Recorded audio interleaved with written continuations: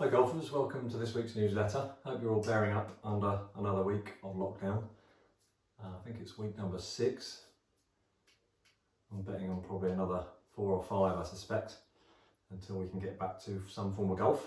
But in the meantime, I'll bring you another lockdown special.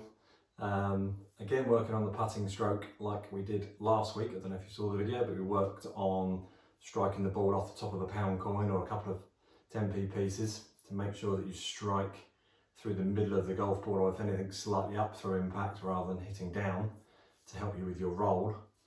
And also we worked on the length of the stroke either side of the ball to help control your distance. So taking another step on with that, and if anything, adding to that, this week we've just got a very Blue Peter style bit of apparatus here. Now basically I've got here a bit of cardboard stuck on top of my putter. No, not ready for the bin. It's basically a very simple idea, and it really just helps identify what I see another problem quite often with when teaching people putting is the amount of rotation somebody has on their club face during the stroke. Okay, so if I do it, first of all, my stroke towards the camera, if I make a very strong rotation on the putter face, people get quite, might be quoted as being quite wristy in their stroke. You can see the club face opening and closing, but also to you, the individual, with this bit of cardboard or plastic stuck on the top of the putter head, running parallel to the leading edge of the putter. As I make lots of rotation on the putter face, it just helps identify that rotation that you can see with the tip of the cardboard. With it taken off, a smaller, shorter face makes it harder for somebody to see their rotation if they're struggling with that. So obviously then we start to put a putting stroke together where we keep the club face looking more at the target. If I make my normal putting stroke now, and do that sideways on again, we can see there's very little rotation on the putter face during the stroke. Now, as we've briefly said before, there should be ever so slightly some rotation on the putter face, which should match up with the arc of your putter movement.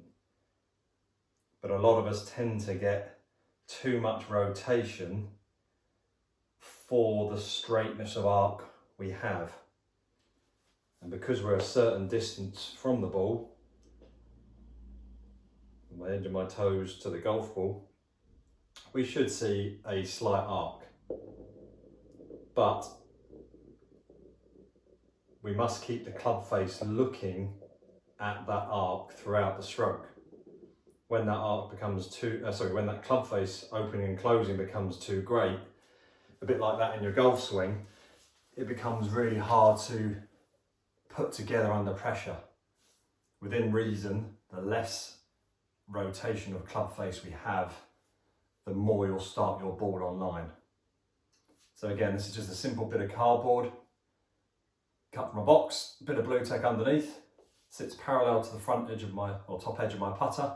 So when I'm making my stroke in practice, I can still hit putts, but at the corner of my eye, I can see whether there's too much rotation. And we want to see that cardboard stay in the same position within reason. Not much more than a couple of degrees rotation of the face. Okay, hope that helps. Short and simple today.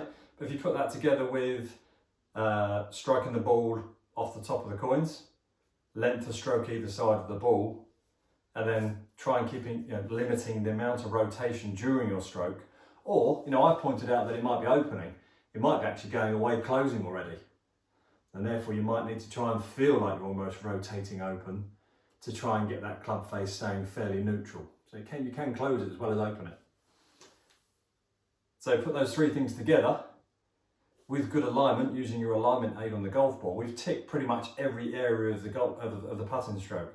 Distance control, quality of roll, starting point through good alignment and lack of rotation or closing during the putting stroke, there's no excuses left.